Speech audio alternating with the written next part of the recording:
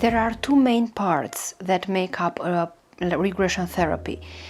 First of all, I must stress the idea that a regression therapy might be centered on current life or on a past life. Why?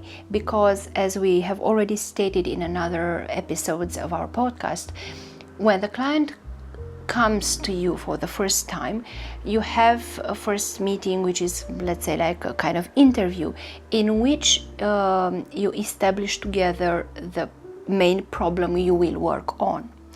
The client might have a main problem already, or he or she might have more problems, and you choose together the one which is more preeminent and which seems more urgent to be solved than the others.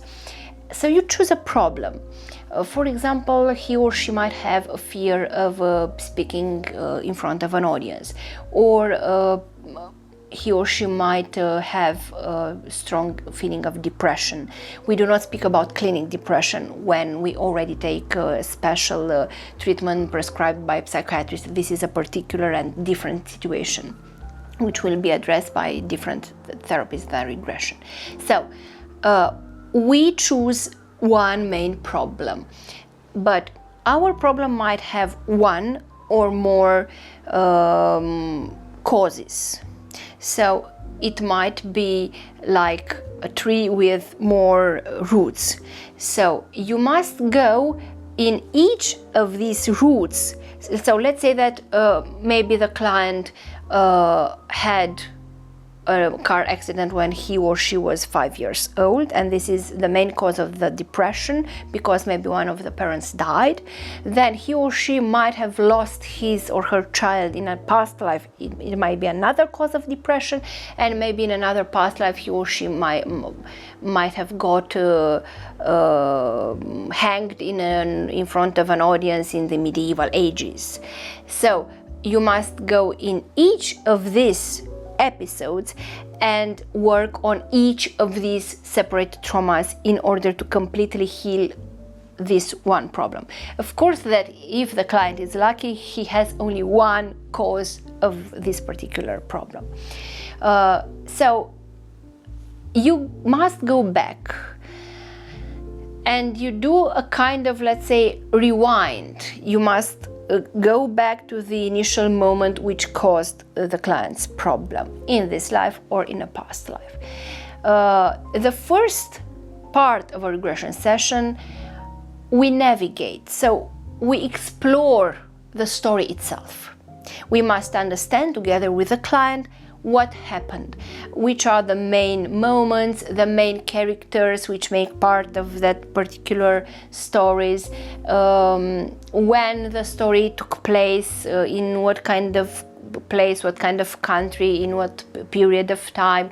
And what is the most important thing, we must understand not only the story itself, but what's mostly important for us within the therapy is to understand the client's way of seeing and of living that particular experiences. So his or her inner perspective, his or her inner feelings towards what he or she lived are the most important thing for us as a therapist.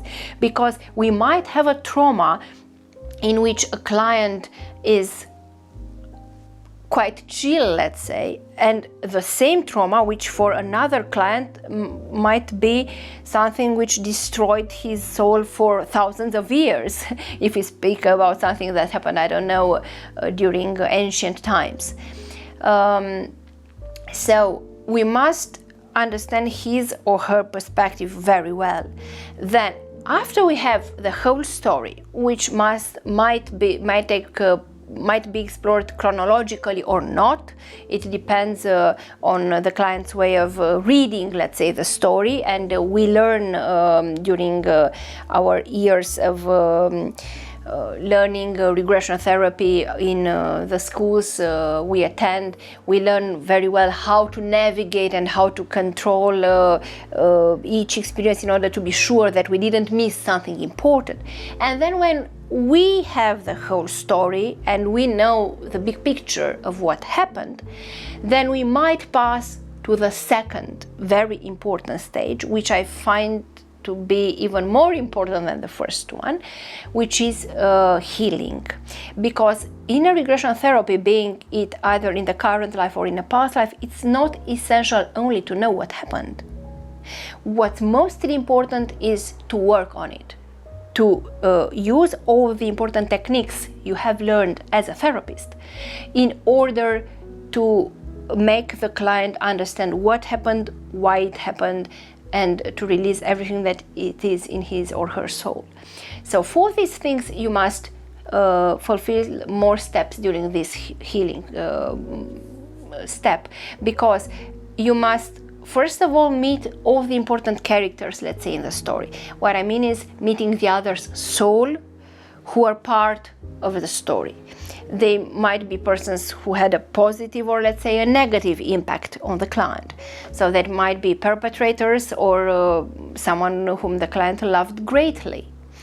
And the client is important to release everything that was kept in his or her soul.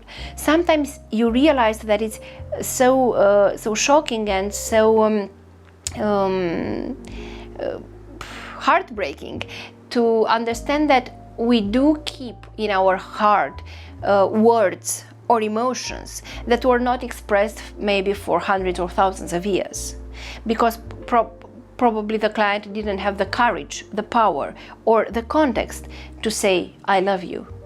Or he didn't have the power or the strength to say to a perpetrator about the harm that was done to him. So it's very important to release everything that it is in the heart and in the mind of the client.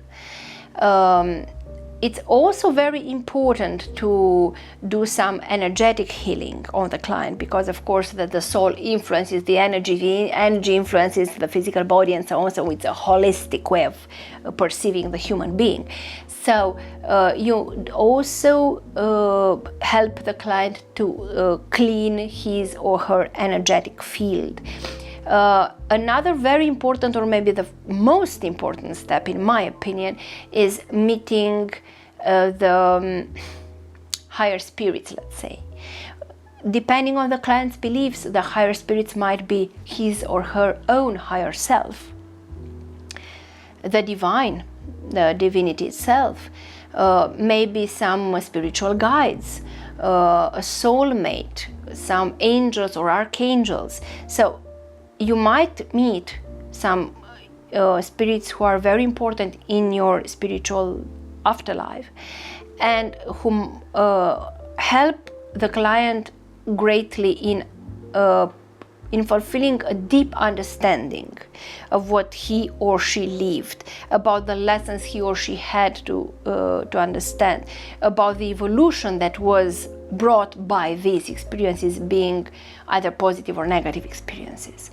So although it's hard to accept, what's important is to understand that nothing is without meaning and without purpose in our life.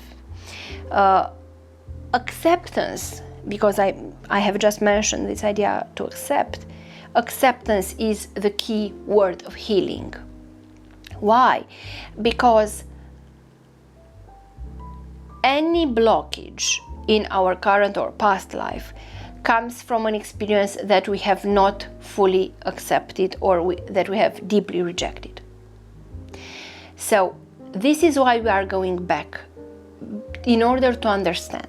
If you manage to understand with the help of the other spirits, then you start reducing your resistance.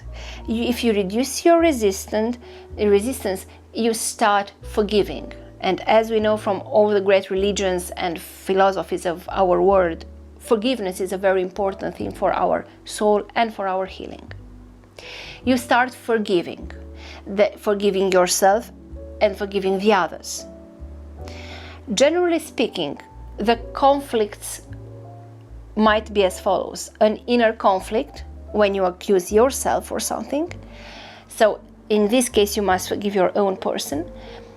You might have a conflict with another person, with another being. You might have a conflict with a community, so a group of beings, or you might have a conflict with the divinity itself. All in all, I think there are only these 4 big categories of conflicts.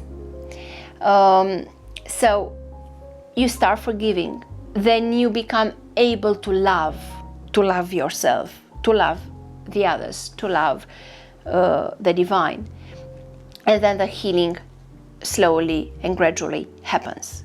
So these are the main stages of a process of healing. Of course, that I tried to express the regression therapy in a nutshell form. The process is much complex and longer, of course. There are also important steps that I haven't had the time to mention. I will mention now only probably reframing, in which the client tries to see in a new perspective what happened in the past, but now having all the understanding, the forgiveness, and the deep and profound perception that he has just acquired through therapy. What I want also to stress is the fact that during any regression therapy, the therapist himself or herself is only a guide. He is, let's say, like a GPS system for a car. I mean, the client is the driver all the time. He is in deep control. You can't make the client perform something that he or she really doesn't want to perform, or that he or she is not prepared to perform, because a therapist won't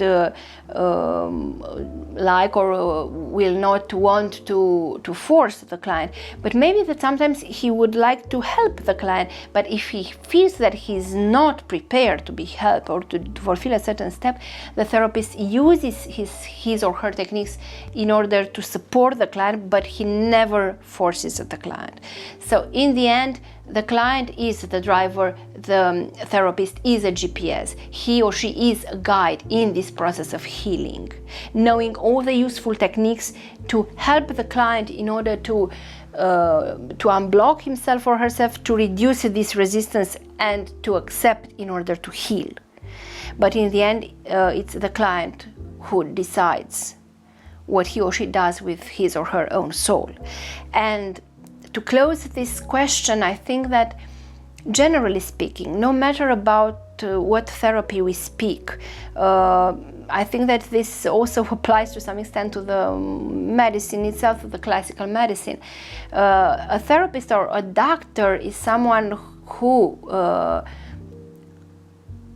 helps the patient or the client to find his or her remedies, to find ways of healing, to understand the diagnosis, to make some connections, some links that he didn't do before in his or her mind or soul, to find his or her own answers that he didn't manage to understand until the moment when he becomes sick, or from a physical or a spiritual point of view.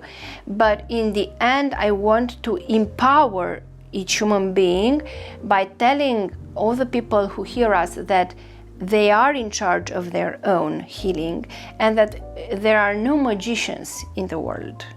No matter what therapy or what doctor you would choose, if he or she is well trained, he will do his best or her best to help you, but in the end it's the way you work with yourself and the way you do an effort to heal which produces its real fruits towards healing.